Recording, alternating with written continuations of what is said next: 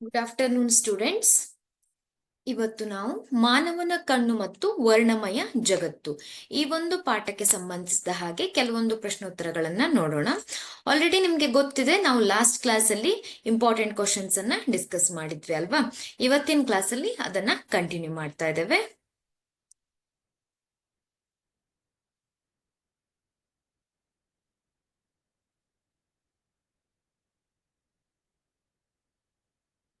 ನೋಡಿ, ಮೊದಲನೇ ಪ್ರಶ್ನೆ.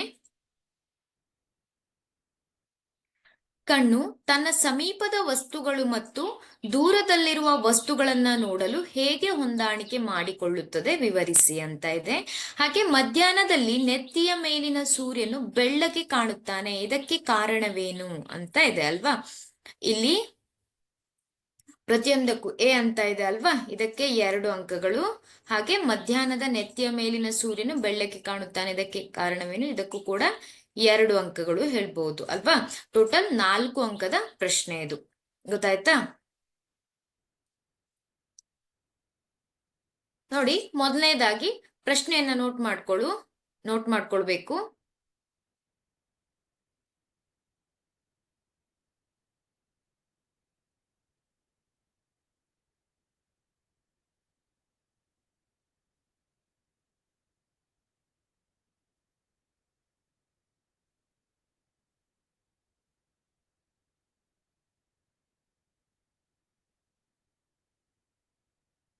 ಇಲ್ಲಿ ನೋಡಿ,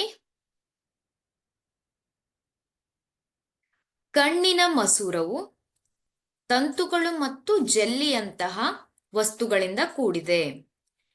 ಇದರ ವಕ್ರತೆಯನ್ನ ಸಿಲಿಯರಿ ಸ್ನಾಯುಗಳಿಂದ ಸ್ವಲ್ಪ ಮಟ್ಟಿಗೆ ಮಾರ್ಪಡಿಸಬಹುದು. ಹಾಗೆ ಕಣ್ಣಿನ ಮಸೂರದ ವಕ್ರತೆಯ ಬದಲಾವಣೆಯಿಂದ ಅದರ ಸಂಗಮ ದೂರವನ್ನು ಕೂಡ ಬದಲಾಯಿಸಬಹುದು. ಸ್ನಾಯುಗಳು ವಿಶ್ರಾಂತಗೊಂಡಾಗ ಮಸೂರವು ತೆಳ್ಳಗಾಗುತ್ತದೆ ಮತ್ತು ಸಂಗಮ ದೂರ ಹೆಚ್ಚಾಗುತ್ತದೆ. ಇದರಿಂದ ದೂರದ ವಸ್ತುಗಳನ್ನ ಸ್ಪಷ್ಟವಾಗಿ ನೋಡಬಹುದು. ಹಾಗೆ ಕಣ್ಣಿನ ಸಮೀಪವಿರುವ ವಸ್ತುಗಳನ್ನ ನೋಡುವಾಗ ಕಣ್ಣಿನ ಸಿಲಿಯರಿ ಸ್ನಾಯುಗಳು ಕುಗ್ಗುತ್ತವೆ. ಹಾಗೆ ಇದರಿಂದ ಕಣ್ಣಿನ ಮಸೂರದ ವಕ್ರತೆ ಹೆಚ್ಚಾಗುತ್ತದೆ, ಆಗ ಕಣ್ಣಿನ ಮಸೂರವು ದಪ್ಪವಾಗುತ್ತದೆ ಅಲ್ವಾ. ಆದ್ರಿಂದ ಇದರ ಪರಿಣಾಮವಾಗಿ ಕಣ್ಣಿನ ಸಂಗಮ ದೂರ ಕಡಿಮೆ ಆಗುತ್ತದೆ ಮತ್ತು ಹತ್ತಿರದ ವಸ್ತುಗಳು ಸ್ಪಷ್ಟವಾಗಿ ಗೋಚರಿಸುತ್ತವೆ. ಈ ರೀತಿಯಾಗಿ ಕಣ್ಣು ತನ್ನ ಸಂಗಮ ದೂರವನ್ನ ಹತ್ತಿರದಲ್ಲಿರುವಂತಹ ವಸ್ತುಗಳನ್ನ ನೋಡಲು ಹಾಗೆ ದೂರದಲ್ಲಿರುವ ವಸ್ತುಗಳನ್ನ ನೋಡಲು ಯಾವ ರೀತಿಯಾಗಿ ಹೊಂದಾಣಿಕೆ ಮಾಡಿಕೊಳ್ಳುತ್ತೆ ಅನ್ನೋದನ್ನ ವಿವರಿಸಲಾಗಿದೆ. ತುಂಬಾ ಇಂಪಾರ್ಟೆಂಟ್ ಆಗಿರುವಂತಹ ಪ್ರಶ್ನೆ, ಇದನ್ನ ರಿಪೀಟೆಡ್ ಆಗಿ ಕೇಳಿರುವಂತಹ ಒಂದು ಪ್ರಶ್ನೆ ಅಂತ ಹೇಳ್ಬಹುದು. ಉತ್ತರವನ್ನ ನೋಟ್ ಮಾಡ್ಕೊಳ್ಳಿ.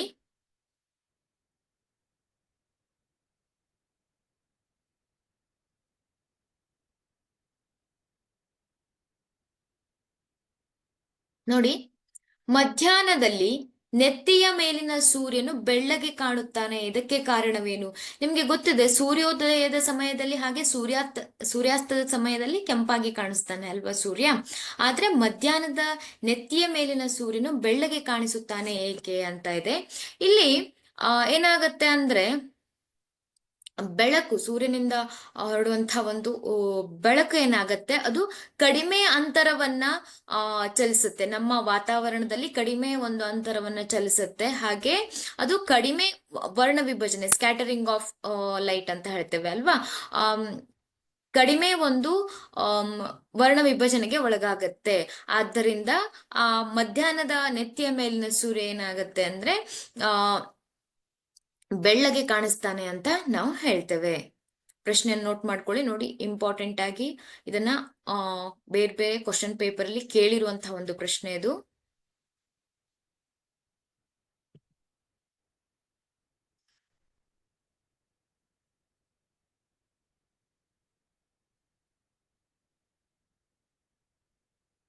ನೆಕ್ಸ್ಟ್ ಕ್ವಶನ್ ನೋಡಿ, ಈ ಕೆಳಗಿನ ನೈಸರ್ಗಿಕ ವಿದ್ಯಮಾನಗಳನ್ನ ವಿವರಿಸಿ ಅಂತ ಇದೆ. ನಕ್ಷತ್ರಗಳ ಮಿನುಗುವಿಕೆ, ಕಾಮನ ಬಿಲ್ಲು ಉಂಟಾಗುವಿಕೆ ಅಂತ ಇದೆ. ನೋಡಿ, ಇದು ಕೂಡ ಇಂಪಾರ್ಟೆಂಟ್ ಆಗಿರುವಂತಹ ಒಂದು ಪ್ರಶ್ನೆ. ಈ ಕೆಳಗಿನ ನೈಸರ್ಗಿಕ ವಿದ್ಯಮಾನಗಳನ್ನ ವಿವರಿಸಿ ಅಂತ ಇದೆ ಅಲ್ವಾ.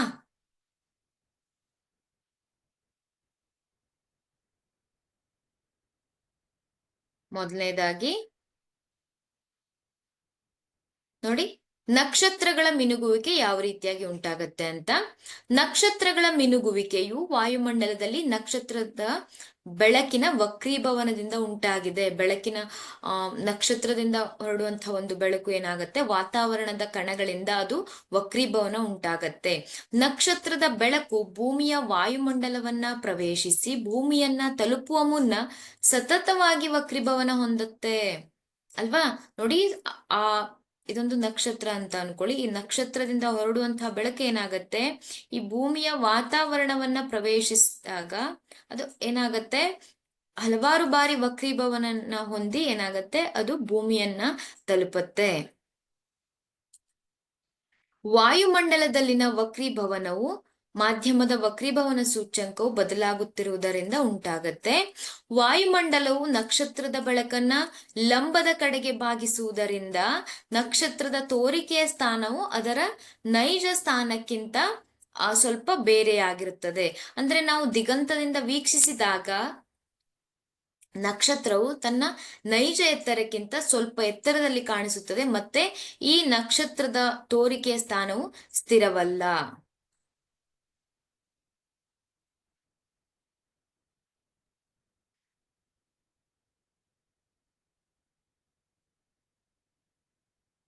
ನೋಡಿ, ನಕ್ಷತ್ರಗಳ ಮಿನುಗುವಿಕೆಗೆ ಕಾರಣವೇನು ಅಂತಾನು ಕೂಡ ಪ್ರಶ್ನೆಯನ್ನ ಕೇಳ್ತಾರೆ. ಹಾಗೆ ನಕ್ಷತ್ರಗಳ ಮಿನುಗುವಿಕೆಯನ್ನ ವಿವರಿಸಿ ಅಂತಾನು ಕೂಡ ನಿಮ್ಗೆ ಪ್ರಶ್ನೆಯನ್ನ ಕೇಳಬಹುದು.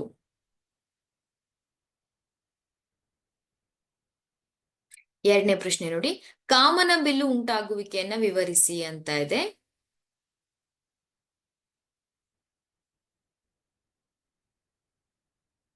ಇಲ್ಲಿ ಕಾಮನಬಿಲ್ಲು ಯಾವ ರೀತಿಯಾಗಿ ಉಂಟಾಗತ್ತೆ ಅನ್ನೋದನ್ನ ನಾವು ಲಾಸ್ಟ್ ಕ್ಲಾಸ್ ಅಲ್ಲಿ ತಿಳ್ಕೊಂಡಿದ್ದೇವೆ ಅಲ್ವಾ. ಯಾವ ರೀತಿಯಾಗಿ ಉಂಟಾಗತ್ತೆ ಕಾಮನಬಿಲ್ಲು?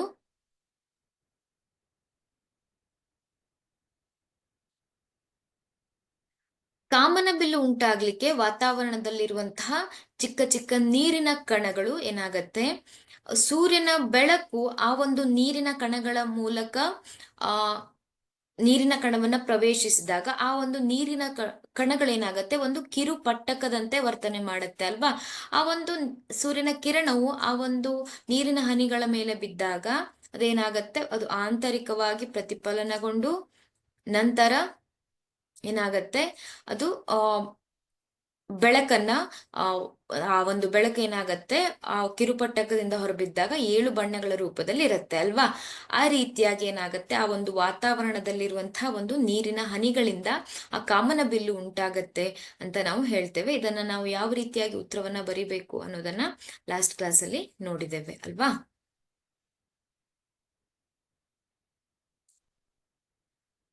ನೆಕ್ಸ್ಟ್ ಕ್ವಶನ್ ನೋಡಿ, ಸಮೀಪ ದೃಷ್ಟಿಯ ದೂರಬಿಂದು ಕಣ್ಣಿನ ಮುಂದಿನಿಂದ 80 ಸೆಂಟಿಮೀಟರ್ ಆಗಿದೆ. ಯಾವ ಸ್ವಭಾವದ ಮತ್ತು ಯಾವ ಸಾಮರ್ಥ್ಯದ ಮಸೂರದಿಂದ ಈ ದೋಷವನ್ನ ಸರಿಪಡಿಸಬಹುದು? ನೋಡಿ, ಸಮೀಪ ದೃಷ್ಟಿಯ ದೂರಬಿಂದು ಅಂತ ಹೇಳ್ತೇವೆ, ಅದು ಏನಾಗಿದೆ 80 ಸೆಂಟಿಮೀಟರ್ ಇದೆ. ಇಲ್ಲಿ ಯಾವ ಸ್ವಭಾವದ ಮತ್ತೆ ಯಾವ ರೀತಿಯಾದಂತಹ ಒಂದು ಸಾಮರ್ಥ್ಯದ ಮಸೂರದಿಂದ ಈ ದೋಷವನ್ನ ಸರಿಪಡಿಸಬಹುದು ಅಂತ ಒಂದು ಪ್ರಶ್ನೆ ಇದೆ. ನೋಡಿ, ಪ್ರಶ್ನೆಯನ್ನ ನೋಟ್ ಮಾಡ್ಕೊಳ್ಳಿ ನೀವು.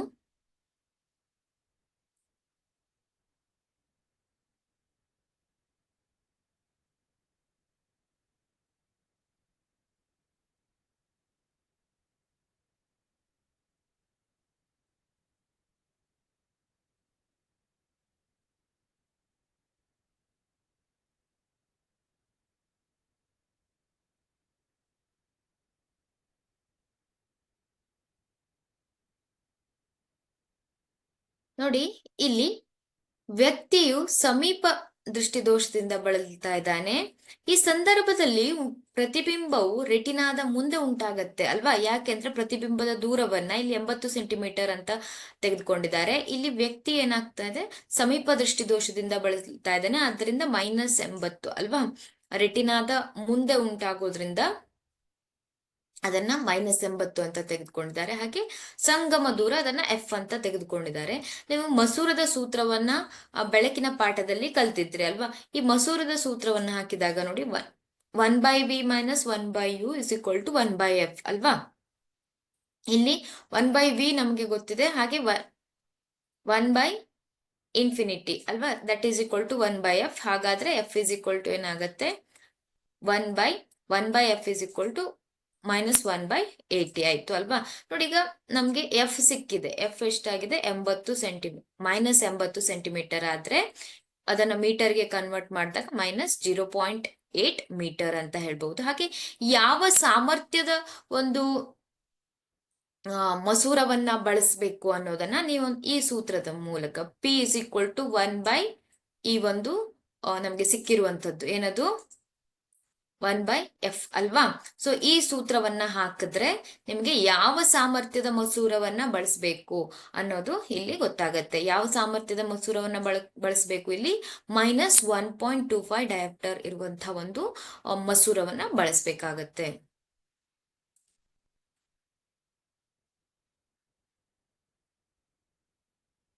ನೋಡಿ, ಪ್ರಶ್ನೆಯನ್ನ ಸರಿಯಾಗಿ ನೋಟ್ ಮಾಡ್ಕೊಳ್ಳಿ.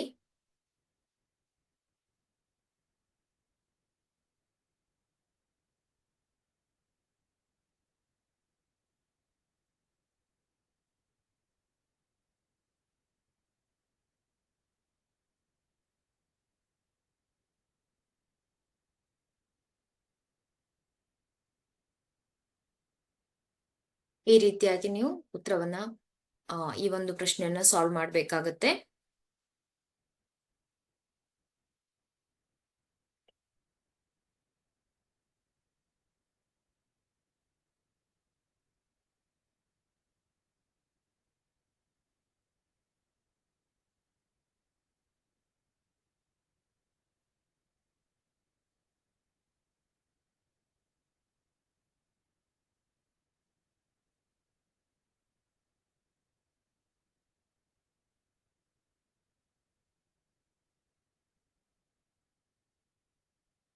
ಓಕೆ, ಐ ಹೋಪ್ ನೀವು ಈ ಒಂದು ಪ್ರಶ್ನೆಯನ್ನ ನೋಟ್ ಮಾಡ್ಕೊಂಡಿದ್ದೀರಾ ಅಂತ ಅನ್ಕೊಳ್ತೇನೆ. ನಿಮ್ಗೆ ಇಲ್ಲಿ -1.25 ಸಾಮರ್ಥ್ಯದ ಒಂದು ಯಾವ ಸ್ವಭಾವದ ಮಸೂರದಿಂದ, ಯಾವ ಸಾಮರ್ಥ್ಯದ ಮಸೂರದಿಂದ ಈ ದೋಷವನ್ನ ಸರಿಪಡಿಸಬಹುದು ಅನ್ನೋದನ್ನು ಕೂಡ ಕೇಳಿರೋದ್ರಿಂದ ನೀವು ಈ ರೀತಿಯಾಗಿ ಉತ್ತರವನ್ನ ಬರಿಬೇಕಾಗುತ್ತೆ. ನೋಡಿ, ನೆಕ್ಸ್ಟ್ ಕ್ವಶನ್. ದೂರದ ಮತ್ತು ಹತ್ತಿರದ ವಸ್ತುಗಳನ್ನ ನೋಡಲು ಕಣ್ಣು ಹೇಗೆ ಹೊಂದಾಣಿಕೆ ಮಾಡಿಕೊಳ್ಳುತ್ತದೆ? ನಕ್ಷತ್ರಗಳು ಮಿನುಗುತ್ತವೆ ಏಕೆ? ವಿವರಿಸಿ. ನೋಡಿ, ಇದು ಕೂಡ ಪ್ರತಿಯೊಂದಕ್ಕೂ 2 ಅಂಕಗಳು, ಒಟ್ಟು 4 ಅಂಕದ ಪ್ರಶ್ನೆ.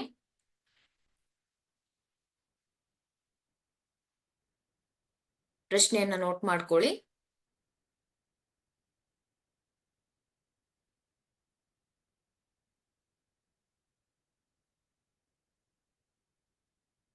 ದೂರದ ಮತ್ತು ಹತ್ತಿರದ ವಸ್ತುಗಳನ್ನ ನೋಡಲು ಕಣ್ಣು ಹೇಗೆ ಹೊಂದಾಣಿಕೆಯನ್ನ ಮಾಡಿಕೊಳ್ಳುತ್ತದೆ ಅಂತ ಇದೆ. ನಕ್ಷತ್ರಗಳು ಮಿನುಗುತ್ತವೆ ಏಕೆ? ವಿವರಿಸಿ ಅಂತ ಇದೆ ಅಲ್ವಾ.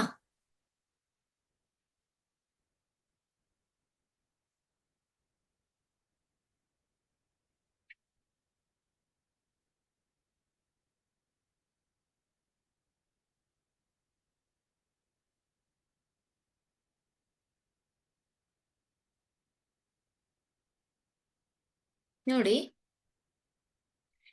ಈ ಒಂದು ಪ್ರಶ್ನೆಗೆ ನಾವು ಆಲ್ರೆಡಿ ಉತ್ತರವನ್ನ ನೋಡಿದ್ದೇವೆ ಅಲ್ವಾ. ಕಣ್ಣು ಯಾವ ರೀತಿಯಾಗಿ ಹೊಂದಾಣಿಕೆ ಮಾಡ್ಕೊಳ್ಳುತ್ತೆ ಅಂತ. ನೀವು ನೋಡಿ, ಈ ಕ್ವಶನ್ ಎಷ್ಟು ಸಲ ರಿಪೀಟ್ ಆಗಿದೆ ಅಂತ ನೀವು ನೋಡಬಹುದು. ತುಂಬಾ ಸಲ ರಿಪೀಟ್ ಆಗಿರುವಂತಹ ಒಂದು ಪ್ರಶ್ನೆ. ಈ ಒಂದು ಪ್ರಶ್ನೆಗೆ ಸರಿಯಾಗಿ ಉತ್ತರ ಬರೆಯೋದನ್ನ ನೀವು ನೋಡ್ಕೊಳ್ಬೇಕು. ಯಾವ ರೀತಿಯಾಗಿ ತಂತುಗಳು ಮತ್ತೆ ಕಣ್ಣಿನ ಮಸೂರದಲ್ಲಿ ತಂತಿಗಳು ಮತ್ತೆ ಜಲ್ಲಿಯಂತಹ ವಸ್ತುಗಳಿಂದ ಕೂಡಿರುತ್ತೆ. ಹಾಗೆ ಅದರ ವಕ್ರತೆಯನ್ನ ಸಿಲಿಯರಿ ಸ್ನಾಯುಗಳು, ಈ ಒಂದು ಸ್ನಾಯುಗಳಿಂದ ಸ್ವಲ್ಪ ಮಟ್ಟಿಗೆ ಮಾರ್ಪಡಿಸಬಹುದು ಅಂತ ಹೇಳ್ತೇವೆ. ಹಾಗೆ ಕಣ್ಣಿನ ಆ ಒಂದು ವಕ್ರತೆಯ ಬದಲಾವಣೆ ಆದಾಗ ಏನಾಗತ್ತೆ, ಆ ಒಂದು ಸಂಗಮ ದೂರ ಬದಲಾವಣೆ ಆಗತ್ತೆ. ಹಾಗೆ ವಿಶ್ರಾಂತಗೊಂಡಾಗ ಮಸೂರವು ತೆಳ್ಳಗಾಗತ್ತೆ ಅಲ್ವಾ. ಇದರಿಂದ ದೂರದ ವಸ್ತುಗಳನ್ನ ಸ್ಪಷ್ಟವಾಗಿ ನೋಡಬಹುದು. ಹಾಗೆ ಕಣ್ಣಿನ ಸಮೀಪವಿರುವ ವಸ್ತುಗಳನ್ನ ನೋಡುವಾಗ ಕಣ್ಣಿನ ಸಿಲಿಯರಿ ಸ್ನಾಯುಗಳು ಕುಗ್ಗುತ್ತವೆ ಅಂತ ಹೇಳ್ತೇವೆ ಅಲ್ವಾ. ಈ ರೀತಿಯಾಗಿ ಮಸೂರ ದಪ್ಪವಾಗತ್ತೆ, ಹಾಗೆ ಮಸೂರವು ತೆಳ್ಳಗಾಗತ್ತೆ. ಯಾವುದರಿಂದ? ಸ್ನಾಯುಗಳು, ಸಿಲಿಯರಿ ಸ್ನಾಯುಗಳು ವಿಶ್ರಾಂತಗೊಂಡಾಗ, ಹಾಗೆ ಸಿಲಿಯರಿ ಸ್ನಾಯುಗಳು ಕುಗ್ಗಿದಾಗ ಅಲ್ವಾ. ಈ ರೀತಿಯಾಗಿ ದೂರದ ಮತ್ತೆ ಹತ್ತಿರದ ವಸ್ತುಗಳು ಗೋಚರಿಸುತ್ತೆ.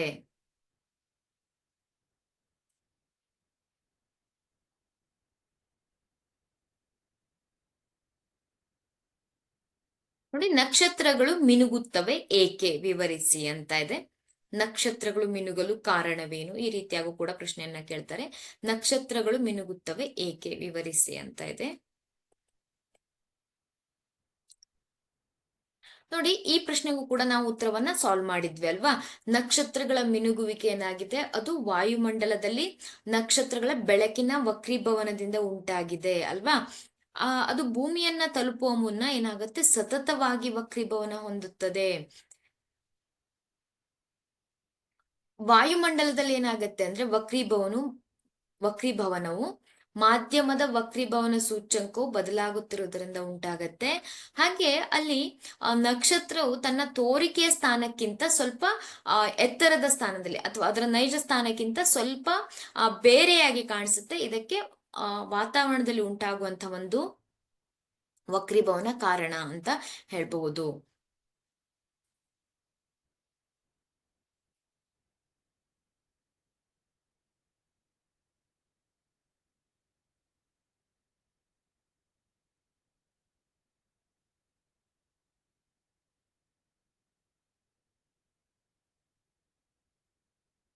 ನೋಡಿ, ಪ್ರಶ್ನೆಯನ್ನ ಯಾವ ರೀತಿಯಾಗಿ ಕೇಳ್ತಾರೆ ಅನ್ನೋದನ್ನ ನೋಟ್ ಮಾಡ್ಕೊಳ್ಳಿ.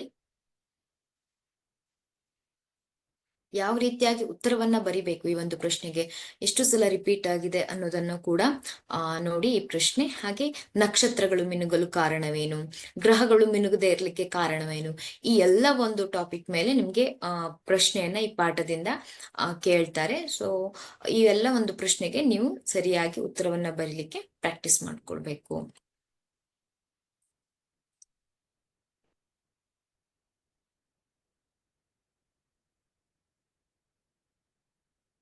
ನೋಡಿ, 5ನೇ ಪ್ರಶ್ನೆ, ಸಮೀಪ ದೃಷ್ಟಿ ದೋಷ ಹೇಗೆ ಉಂಟಾಗುತ್ತದೆ, ವಿವರಿಸಿ ಅಂತ ಇದೆ. ನೀವು ದೃಷ್ಟಿ ದೋಷಗಳ ಬಗ್ಗೆ ಈ ಒಂದು ಪಾಠದಲ್ಲಿ ಕಲ್ತಿದ್ರಿ ಅಲ್ವಾ. ಇಲ್ಲಿ ಸಮೀಪ ದೃಷ್ಟಿ ದೋಷ ಎಂದರೇನು ಅಂತಾನೂ ಕೂಡ ಕೇಳ್ತಾರೆ. ಹಾಗೆ ಸಮೀಪ ದೃಷ್ಟಿ ದೋಷ ಹೇಗೆ ಉಂಟಾಗತ್ತೆ ಅದನ್ನ ವಿವರಿಸಬೇಕು. ಇದನ್ನ 3 ಅಂಕದ ಪ್ರಶ್ನೆಗೆ ಕೇಳಬಹುದು. ನೋಡಿ, ಸಮೀಪ ದೃಷ್ಟಿ ದೋಷ ಹೇಗೆ ಉಂಟಾಗುತ್ತದೆ, ವಿವರಿಸಿ ಅಂತ ಇದೆ. ಮೊದಲನೇದಾಗಿ ನೀವು ಪ್ರಶ್ನೆಯನ್ನ ನೋಟ್ ಮಾಡ್ಕೊಳ್ಬೇಕು.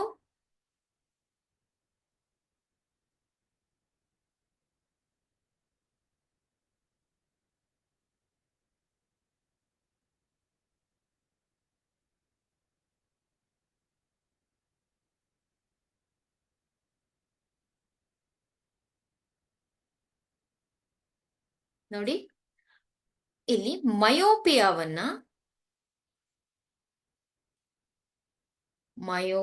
ಅಲ್ವಾ,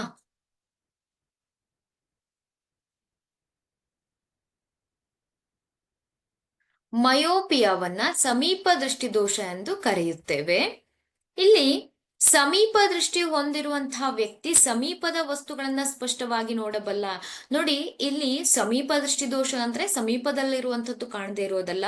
ಸಮೀಪ ದೃಷ್ಟಿ ದೋಷ ಅಂದ್ರೆ ಸಮೀಪದಲ್ಲಿರುವಂತಹ ವಸ್ತುಗಳನ್ನ ಸರಿಯಾಗಿ ನೋಡಬಲ್ಲ, ಆದರೆ ದೂರದ ವಸ್ತುಗಳನ್ನ ಸ್ಪಷ್ಟವಾಗಿ ನೋಡಲಾರ. ದೂರದ ವಸ್ತುಗಳನ್ನ ನೋಡ್ಲಿಕ್ಕೆ ಸ್ಪಷ್ಟವಾಗಿ ಕಾಣಿಸೋದಿಲ್ಲ. ಈ ವ್ಯಕ್ತಿಗೆ ದೂರದ ಬಿಂದು ಅನಂತಕ್ಕಿಂತ ಹತ್ತಿರವಿರುತ್ತೆ. ಸಾಮಾನ್ಯ ಒಂದು ದೃಷ್ಟಿಯಲ್ಲಿ ಏನಾಗಿರುತ್ತೆ, ಆ ಒಂದು ಬಿಂದುವು ವ್ಯಕ್ತಿಗೆ, ದೂರದ ಬಿಂದು ಏನಾಗಿರುತ್ತೆ, ಅನಂತದಲ್ಲಿರುತ್ತೆ ಅಲ್ವಾ. ಆದ್ರೆ ಅನಂತಕ್ಕಿಂತ ಹತ್ತಿರದಲ್ಲಿರುತ್ತೆ. ಇಂತಹ ವ್ಯಕ್ತಿಯು ಕೆಲವು ಮೀಟರ್ ಅಂತರದಲ್ಲಿರುವ ವಸ್ತುಗಳನ್ನ ಮಾತ್ರ ಸ್ಪಷ್ಟವಾಗಿ ನೋಡಬಲ್ಲ. ಅಂದ್ರೆ ಸಮೀಪ ದೃಷ್ಟಿ ದೋಷ ಇದೆ ಅಂದ್ರೆ ಏನರ್ಥ, ಹತ್ತಿರದಲ್ಲಿರುವಂತಹ ಕೆಲವಷ್ಟು ಮೀಟರ್ ಅಂತರದಲ್ಲಿರುವಂತಹ ಒಂದು ವಸ್ತುಗಳನ್ನ ಮಾತ್ರ ಸ್ಪಷ್ಟವಾಗಿ ನೋಡಬಲ್ಲ ಅಲ್ವಾ. ಈ ರೀತಿಯಾಗಿ ಏನಾಗತ್ತೆ, ಕಣ್ಣಿನ ದೃಷ್ಟಿದೋಷವಾದಂತಹ ಸಮೀಪ ದೃಷ್ಟಿದೋಷ ಅಥವಾ ಮಯೋಪಿಯಾ ಉಂಟಾಗತ್ತೆ ಅಂತ ಹೇಳ್ತೇವೆ. ಇಲ್ಲಿ ಸಮೀಪ ದೃಷ್ಟಿದೋಷದಲ್ಲಿ ಕಣ್ಣಿನಲ್ಲಿ ದೂರದ ವಸ್ತುವಿನ ಬಿಂಬವು ರೆಟಿನಾದ ಮೇಲೆ ರೂಪುಗೊಳ್ಳುವುದಿಲ್ಲ, ರೆಟಿನಾದ ಮುಂಭಾಗದಲ್ಲಿ ರೂಪುಗೊಳ್ಳುತ್ತದೆ. ಆದ್ರಿಂದ ಈ ದೋಷ ಉಂಟಾಗಲು ಕಾರಣವಾಗಿದೆ ಅಂತ ಹೇಳ್ಬಹುದು. ಯಾವ ಒಂದು ಭಾಗದಲ್ಲಿ ಈ ಒಂದು ಪ್ರತಿಬಿಂಬ ರೂಪುಗೊಳ್ಳುತ್ತೆ, ಅದು ರೆಟಿನಾದ ಮುಂಭಾಗದಲ್ಲಿ ರೂಪುಗೊಳ್ಳುತ್ತೆ. ಹಾಗೆ ಕಣ್ಣಿನ ಮಸೂರದ ವಿಪರೀತ ವಕ್ರತೆ ಅಥವಾ ಕಣ್ಣುಗುಡ್ಡೆಯ ಸಹಜ ಸ್ಥಿತಿಗಂತ ಉದ್ದವಾಗಿರುವುದು ಇದಕ್ಕೆ ಕಾರಣ ಅಲ್ವಾ? ಈ ರೀತಿಯಾಗಿ ಏನಾಗಬಹುದು, ಸಮೀಪ ದೃಷ್ಟಿ ದೋಷ ಉಂಟಾಗಬಹುದು. ಇದನ್ನು ಕೂಡ ಕೇಳಬಹುದು ನಿಮ್ಮ ಎಕ್ಸಾಮ್ ಅಲ್ಲಿ. ಸೂಕ್ತ ಸಾಮರ್ಥ್ಯದ ನಿಮ್ನ ಮಸೂರವನ್ನ ಉಪಯೋಗಿಸಿ ಈ ದೃಷ್ಟಿ ದೋಷವನ್ನ ನಿವಾರಿಸಬಹುದು. ಅಂದ್ರೆ ಈ ಒಂದು ಮಸೂರವನ್ನ ಉಪಯೋಗಿಸೋದ್ರಿಂದ ಏನಾಗತ್ತೆ, ಅದು ಪ್ರತಿಬಿಂಬ ರೆಟಿನಾದ ಮೇಲೆ ಉಂಟಾಗುವಂತೆ ಮಾಡುತ್ತೆ. ಈ ರೀತಿಯಾಗಿ ಆ ಒಂದು ದೃಷ್ಟಿದೋಷ ನಿವಾರಣೆ ಆಗುವಂತೆ ಮಾಡಲಾಗತ್ತೆ. ನಿಮ್ನ ದರ್ಪಣವನ್ನ ಉಪಯೋಗಿಸುವುದರ ಮೂಲಕ ಈ ದೃಷ್ಟಿದೋಷ ನಿವಾರಣೆ ಆಗುತ್ತೆ ಅಂತ ಹೇಳ್ತೇವೆ. ನೋಡಿ,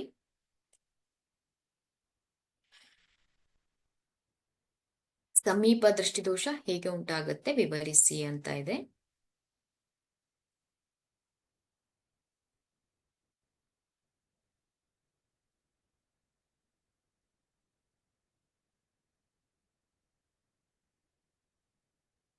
ಯಾವ ರೀತಿಯಾಗಿ ಸಮೀಪ ದೃಷ್ಟಿದೋಷ ಎಂದರೇನು, ಯಾವ ರೀತಿಯಾಗಿ ಉಂಟಾಗತ್ತೆ ಅನ್ನೋದನ್ನ ನೀವು ಅರ್ಥ ಮಾಡ್ಕೊಳ್ಬೇಕು. ಹಾಗೆ ಇಲ್ಲಿ ಯಾವ ಮಸೂರವನ್ನ ಉಪಯೋಗಿಸಿ ಅದನ್ನ ಪ್ರತಿಬಿಂಬವನ್ನ ರೆಟಿನಾದ ಮೇಲೆ ಬೀಳುವಂತೆ ಮಾಡಬಹುದು ಅನ್ನುವಂಥದ್ದು ಇದರಲ್ಲಿ 1 ಅಂಕದ 2 ಅಂಕದ ಪ್ರಶ್ನೆಗಳನ್ನು ಕೂಡ ಕೇಳ್ತಾರೆ.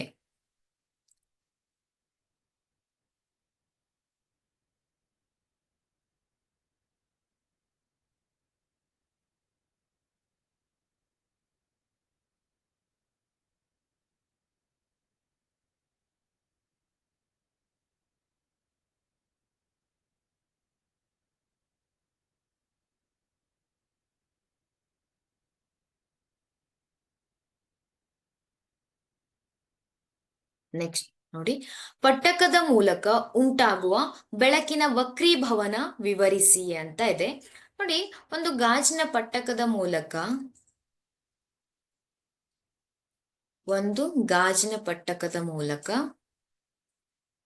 ಏನಾಗತ್ತೆ, ಒಂದು ಬಿಳಿಯ ಬೆಳಕಿನ ರೋಹಿತವನ್ನ ಹಾಯಿಸಿದಾಗ, ನಿಮ್ಗೆ ಗೊತ್ತಿದೆ ಸೂರ್ಯನ ಬೆಳಕು ಬಿಳಿ ಬಣ್ಣದಲ್ಲಿ ಇರುತ್ತೆ ಅಲ್ವಾ?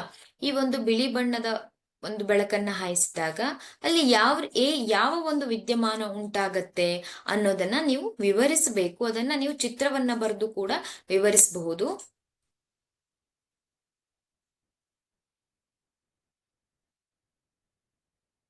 ನೋಡಿ, ಇಲ್ಲಿ ಈ ತ್ರಿಕೋನ ಅನ್ನುವಂಥದ್ದು ಒಂದು ಗಾಜಿನ ಪಟ್ಟಕವನ್ನ ಸೂಚಿಸುತ್ತೆ ಅಲ್ವಾ? ಇಲ್ಲಿ ನೋಡಿ, ಇಲ್ಲಿ PE ಅನ್ನುವಂಥದ್ದೇನು, ಇಲ್ಲಿ ಏನಾಗ್ತಾ ಇದೆ, ಅದು ಈ ಗಾಜಿನ ಪಟ್ಟಕದ ಮೇಲೆ ಬೀಳುತ್ತಾ ಇರುವಂತಹ ಒಂದು ಬೆಳಕಿನ ಕಿರಣ ಅಲ್ವಾ? ಇಲ್ಲಿ ಗಾಜಿನ ಪಟ್ಟಕದ ಒಳಗೆ ಏನಾಗತ್ತೆ, ನಂತರ ಅದು ಯಾವ ರೀತಿಯಾಗಿ ವಕ್ರೀಭವನವನ್ನ ಹೊಂದತ್ತೆ ಅನ್ನೋದನ್ನ ನೀವು ವಿವರಿಸಬೇಕು, ಚಿತ್ರ ಸಹಿತ ಕೂಡ ವಿವರಿಸಬೇಕು. ನೋಡಿ, ಇಲ್ಲಿ PE ಪತನ ರೇಖೆ, ಹಾಗೆ ಇನ್ನೊಂದು ಯಾವುದು,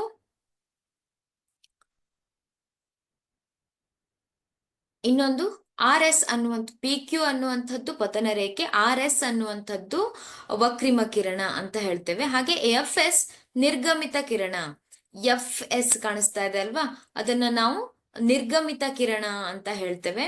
ಹಾಗೆ ನೋಡಿ, ಮೊದಲನೇದಾಗಿ ಏನಾಗ್ತಾ ಇದೆ, ಅದು ಗಾಳಿಯ ಮಾಧ್ಯಮದಿಂದ, ಇಲ್ಲಿ ನೋಡಿ, ಇಲ್ಲಿ ಗಾಳಿ ಮಾಧ್ಯಮ ಅಲ್ವಾ, ಇದೇನು, ಇದು ಗಾಜಿನ ಮಾಧ್ಯಮ.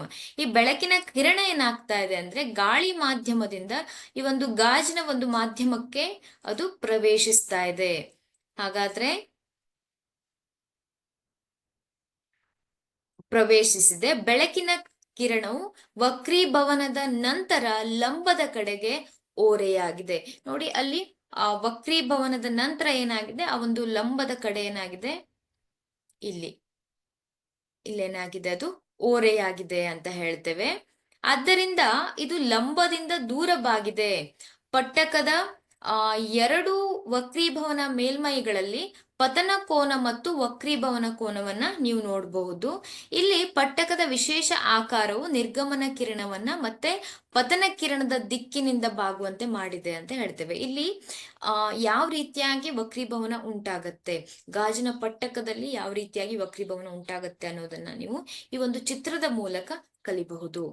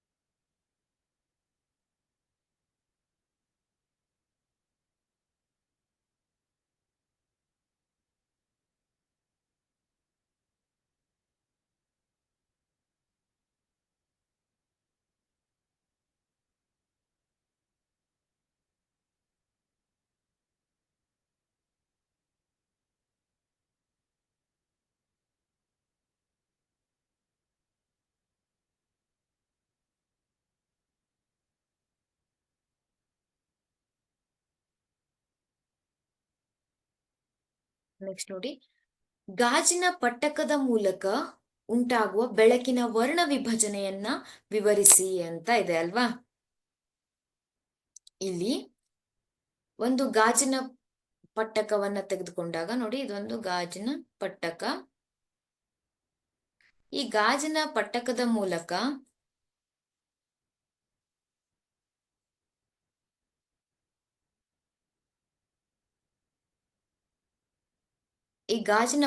ಮೂಲಕ ಒಂದು ಬಿಳಿಯ ಬೆಳಕನ್ನ ಹಾಯಿಸಿದಾಗ ಯಾವ ರೀತಿಯಾಗಿ ಆ ಒಂದು ಬಿಳಿಯ ಬೆಳಕು ವರ್ಣ ವಿಭಜನೆಯನ್ನ ಹೊಂದುತ್ತೆ ಅನ್ನುವ ಪ್ರಯೋಗದ ಚಿತ್ರವನ್ನ ನೀವು ಬಿಡಿಸಬಹುದು.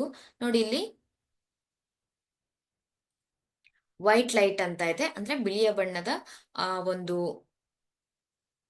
ಬೆಳಕನ್ನ ಗಾಜಿನ ಪಟ್ಟಕದ ಮೂಲಕ ಹಾಯಿಸಿದಾಗ ನೋಡಿ, ಇಲ್ಲಿ ಬೆಳಕಿನ ಚದುರುವಿಕೆ ಉಂಟಾಗ್ತಾ ಇದೆ ಅಲ್ವಾ, ಡಿಸ್ಪರ್ಷನ್ ಆಫ್ ಲೈಟ್ ಅಂತ ಕರಿತೇವೆ. ಹಾಗೆ ಬೆಳಕಿನ ಚದುರುವಿಕೆ ಇಲ್ಲಿ ಉಂಟಾಗ್ತಾ ಇದೆ. ಹಾಗೆ ಅಲ್ಲಿ ಈ ಒಂದು ಬಿಳಿಯ ಬಣ್ಣದ ಬೆಳಕು ಎಷ್ಟು ಬಣ್ಣಗಳನ್ನ ಅದು ಉಂಟು ಮಾಡ್ತಾ ಇದೆ? ಅದು 7 ಬಣ್ಣಗಳನ್ನ ಉಂಟು ಮಾಡ್ತಾ ಇದೆ ಅಲ್ವಾ. ನೀವು ಇಲ್ಲಿ ನೋಡಬಹುದು, ಇಲ್ಲಿ ಪಟ್ಟಕವು ಪತನವಾದ ಬಿಳಿ ಬೆಳಕನ್ನ ಬಣ್ಣಗಳ ಗುಂಪನ್ನಾಗಿ ವಿಭಜಿಸಿದೆ. ಯಾವ ಯಾವ ಬಣ್ಣಗಳನ್ನ ಹೊಂದಿದೆ? ಅದು ನೇರಳೆ, ಊದು ಬಣ್ಣ ಅಂದ್ರೆ ಇಂಡಿಗೋ, ಹಾಗೆ ನೀಲಿ, ಹಸಿರು, ಹಳದಿ ಮತ್ತು ಕಿತ್ತಳೆ ಮತ್ತು ಕೆಂಪು ಬಣ್ಣಗಳನ್ನ ನೋಡಬಹುದು. ಇದನ್ನ ವಿಬ್ಗ್ಯೋರ್ ಅಂತ ಕರೀತಾರೆ ಅಲ್ವಾ. ನೋಡಿ, violet, IndiGo, blue, green, yellow, orange and red. So ಇದನ್ನ ಏನಂತ ಕರೀತಾರೆ? ವಿಬ್ಗ್ಯೋರ್ ಅಂತ ಕರೀತಾರೆ. ಈ ರೀತಿಯಾಗಿ ಬೆಳಕಿನ ವರ್ಣ ವಿಭಜನೆ ಉಂಟಾಗತ್ತೆ. ಇದನ್ನ ನೀವು ಒಂದು ಚಿತ್ರವನ್ನ ಹಾಕಿ ಯಾವ ರೀತಿಯಾಗಿ ಬೆಳಕಿನ ವರ್ಣ ವಿಭಜನೆ ಆಗತ್ತೆ ಅನ್ನೋದನ್ನ ವಿವರಿಸಬೇಕಾಗತ್ತೆ.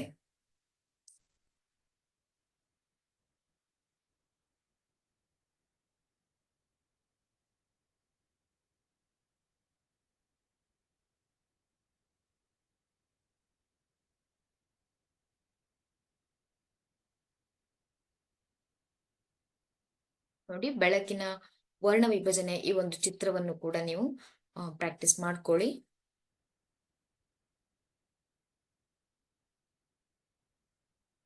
ನೆಕ್ಸ್ಟ್ ಕ್ವಶನ್ ನೋಡಿ, ವಾಯುಮಂಡಲದಲ್ಲಿ ಉಂಟಾಗುವಂತಹ ಒಂದು ವಕ್ರೀಭವನವನ್ನ ವಿವರಿಸಿ ಅಂತ ಇದೆ.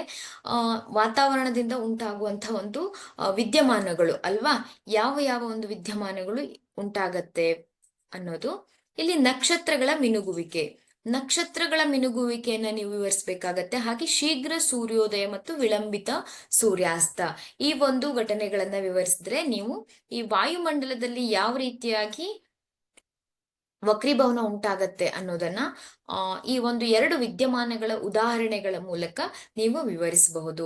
ಇದನ್ನ ಎರಡು ಅಂಕದ ಪ್ರಶ್ನೆಯಾಗಿ ಕೂಡ ಕೇಳ್ತಾರೆ, ಹಾಗೆ 3 ಅಂಕದ ಪ್ರಶ್ನೆಯಾಗಿ ಕೂಡ ಕೇಳ್ತಾರೆ.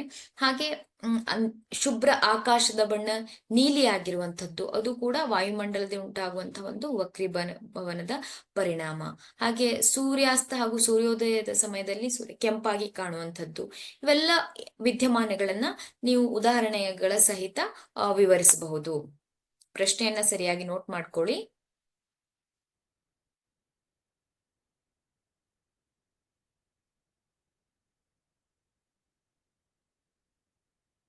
ನೆಕ್ಸ್ಟ್ ಕ್ವಶನ್ ನೋಡಿ, ದೂರದೃಷ್ಟಿ ದೋಷ ಹೇಗೆ ಉಂಟಾಗುತ್ತದೆ ವಿವರಿಸಿ ಅಂತ ಇದೆ. ದೂರದೃಷ್ಟಿ ದೋಷ ಹೇಗೆ ಉಂಟಾಗುತ್ತದೆ ವಿವರಿಸಿ ಅಲ್ವಾ. ಪ್ರಶ್ನೆಯನ್ನ ಸರಿಯಾಗಿ ನೋಟ್ ಮಾಡ್ಕೊಳ್ಳಿ.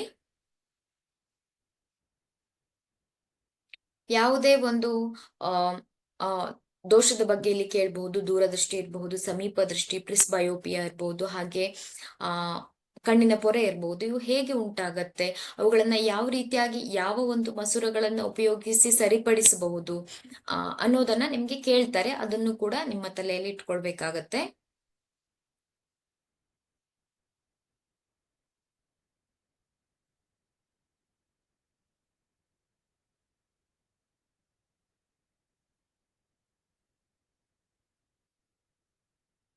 ನೋಡಿ, ಹೈಪರ್ ಮೆಟ್ರೋಪಿಯಾವನ್ನ ದೂರದೃಷ್ಟಿ ದೋಷ ಎಂದು ಕರೆಯುತ್ತಾರೆ. ಹೈಪರ್ ಮೆಟ್ರೋಪಿಯಾ ಹೊಂದಿದಂತಹ ವ್ಯಕ್ತಿ ದೂರದ ವಸ್ತುಗಳನ್ನ ಸ್ಪಷ್ಟವಾಗಿ ನೋಡಬಲ್ಲ, ಆದರೆ ಹತ್ತಿರದ ವಸ್ತುಗಳನ್ನ ಸ್ಪಷ್ಟವಾಗಿ ನೋಡಲಾರ.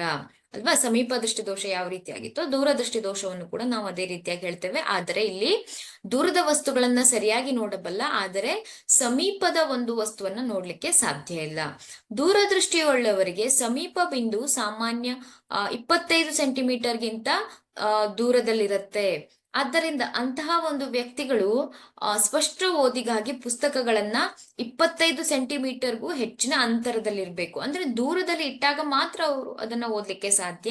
ಹತ್ತಿರದಲ್ಲಿ 25 ಸೆಂಟಿಮೀಟರ್ ಅಂತರದಲ್ಲಿ ಇಟ್ಟಾಗ ಅದನ್ನ ನೋಡ್ಲಿಕ್ಕೆ ಸಾಧ್ಯ ಇಲ್ಲ. ಈ ರೀತಿಯಾಗಿ ದೂರದೃಷ್ಟಿ ದೋಷ ಉಂಟಾಗತ್ತೆ.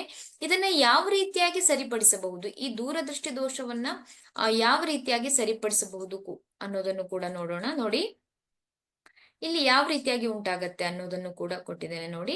ವಸ್ತುವಿನಿಂದ ಬರುವ ಬೆಳಕಿನ ಕಿರಣಗಳು ರೆಟಿನಾದ ಹಿಂಭಾಗದಲ್ಲಿ, ಸಮೀಪದೃಷ್ಟಿ ದೋಷದಲ್ಲಿ ಎಲ್ಲಿ ಉಂಟಾಗ್ತಿತ್ತು ಈ ಒಂದು ಪ್ರತಿಬಿಂಬ, ರೆಟಿನಾದ ಮುಂಭಾಗದಲ್ಲಿ ಉಂಟಾಗ್ತಿತ್ತು ಅಲ್ವಾ, ಕೇಂದ್ರೀಕೃತವಾಗುತ್ತದೆ. ಹಾಗೆ ಕಣ್ಣಿನ ಮಸೂರದ ಸಂಗಮ ದೂರವು ಉದ್ದವಾಗಿರುವುದು ಅಥವಾ ಕಣ್ಣುಗುಡ್ಡೆಯು ಅತಿ ಚಿಕ್ಕದಾಗಿರುವುದು ಈ ಒಂದು ದೋಷಕ್ಕೆ ಕಾರಣ ಅಂತ ಹೇಳ್ತೇವೆ. ಹಾಗೆ ಈ ದೋಷವನ್ನ ಸೂಕ್ತ ಸಾಮರ್ಥ್ಯವುಳ್ಳ ಪೀನ ಮಸೂರದ ಸಹಾಯದಿಂದ ಸರಿಪಡಿಸಬಹುದು. ಅಂದ್ರೆ ಈ ಪೀನ ಮಸೂರವನ್ನ ಉಪಯೋಗಿಸಿರೋದು ಈ ರೀತಿಯಾಗಿರುತ್ತೆ ಅಲ್ವಾ.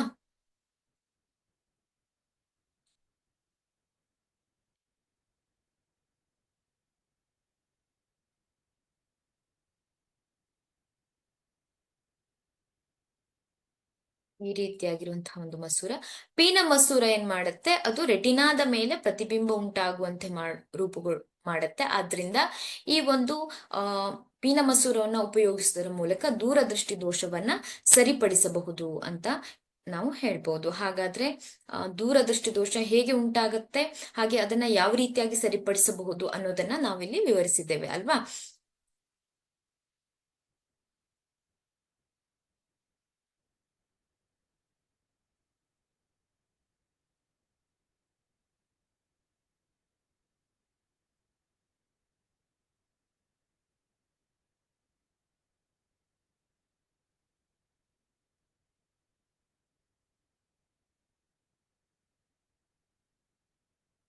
ನೋಡಿ, ನೆಕ್ಸ್ಟ್ ಕ್ವಶನ್.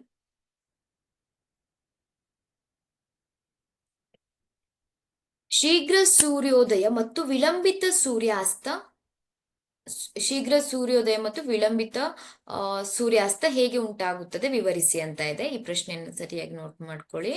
ಶೀಘ್ರ ಸೂರ್ಯೋದಯ ಮತ್ತು ವಿಳಂಬಿತ ಸೂರ್ಯಾಸ್ತ ಹೇಗೆ ಉಂಟಾಗುತ್ತದೆ ವಿವರಿಸಿ ಅಂತ ಇದೆ. ಇಲ್ಲಿ ಸ್ವಲ್ಪ ಇದಾಗಿದೆ ನೋಡಿ. ಶೀಘ್ರ ಸೂರ್ಯೋದಯ ಮತ್ತು ವಿಳಂಬಿತ ಸೂರ್ಯಾಸ್ತ ಹೇಗೆ ಉಂಟಾಗುತ್ತದೆ ವಿವರಿಸಿ ಅಂತ ಇದೆ ನೋಡಿ. ಉತ್ತರವನ್ನ ನೋಟ್ ಮಾಡ್ಕೊಳ್ಳಿ. ವಾಯುಮಂಡಲದಲ್ಲಿನ ವಕ್ರೀಭವನದ ಕಾರಣ ಸೂರ್ಯನು ವಾಸ್ತವ ಸೂರ್ಯೋದಯಕ್ಕಿಂತ 2 ನಿಮಿಷ ಮೊದಲು ಹಾಗೆ ವಾಸ್ತವ ಸೂರ್ಯಾಸ್ತದ 2 ನಿಮಿಷದ ನಂತರ ನಮಗೆ ಗೋಚರಿಸುತ್ತಾನೆ. ಇದು ನಿಮ್ಗೆ ಗೊತ್ತಿದೆ ಅಲ್ವಾ.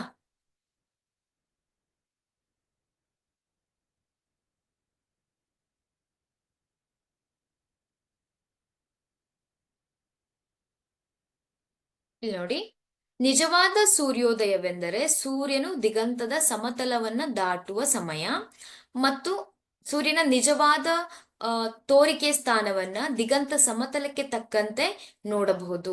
ಇದನ್ನ ನೀವು ಚಿತ್ರದ ಮೂಲಕನೂ ಕೂಡ ನೋಡಬಹುದು. ನಿಜ ಸೂರ್ಯಾಸ್ತ ಮತ್ತು ತೋರಿಕೆಯ ಸೂರ್ಯಾಸ್ತದ ನಡುವಿನ ವ್ಯತ್ಯಾಸದ ಸಮಯ 2 ನಿಮಿಷ. ಹಾಗೆ ಸೂರ್ಯೋದಯ ಮತ್ತು ಸೂರ್ಯಾಸ್ತದ ಕಾಲದಲ್ಲಿನ ಸೂರ್ಯನ ದುಂಡಾಕಾರವು ತೋರಿಕೆಯ ಚಪ್ಪಟೆಯಾಗುವಿಕೆಯು ಕೂಡ ಇದೇ ವಿದ್ಯಮಾನ ಕಾರಣವಾಗಿದೆ. ಅಂದ್ರೆ ವಾಯುಮಂಡಲದಲ್ಲಿ ಉಂಟಾಗುವಂತಹ ಒಂದು ವಕ್ರೀಭವನ ಈ ಒಂದು ವಿದ್ಯಮಾನಕ್ಕೆ ಕಾರಣವಾಗಿದೆ ಅಂತ ನಾವು ಹೇಳ್ಬಹುದು. ನೋಡಿ, ಪ್ರಶ್ನೆಯನ್ನ ಸರಿಯಾಗಿ ನೋಟ್ ಮಾಡ್ಕೊಳ್ಳಿ. ಶೀಘ್ರ ಸೂರ್ಯೋದಯ ಮತ್ತು ವಿಳಂಬಿತ ಸೂರ್ಯಾಸ್ತ, ವಿಳಂಬಿತ ಸೂರ್ಯಾಸ್ತ ಹೇಗೆ ಉಂಟಾಗುತ್ತದೆ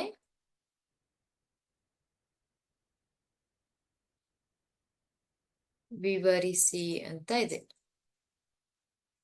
ಅಲ್ವಾ. ಈ ರೀತಿಯಾಗಿ ನೀವು ಪ್ರಶ್ನೆಯನ್ನ ನೋಟ್ ಮಾಡ್ಕೊಳ್ಬೇಕಾಗತ್ತೆ.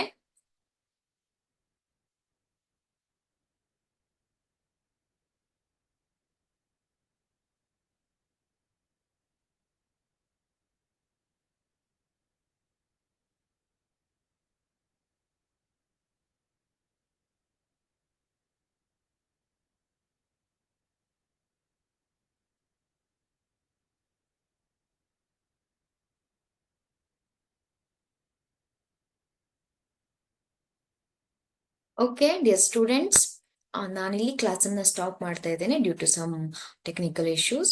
ಸೊ ನೆಕ್ಸ್ಟ್ ಕ್ಲಾಸಲ್ಲಿ ಕಂಟಿನ್ಯೂ ಮಾಡೋಣ. Thank you.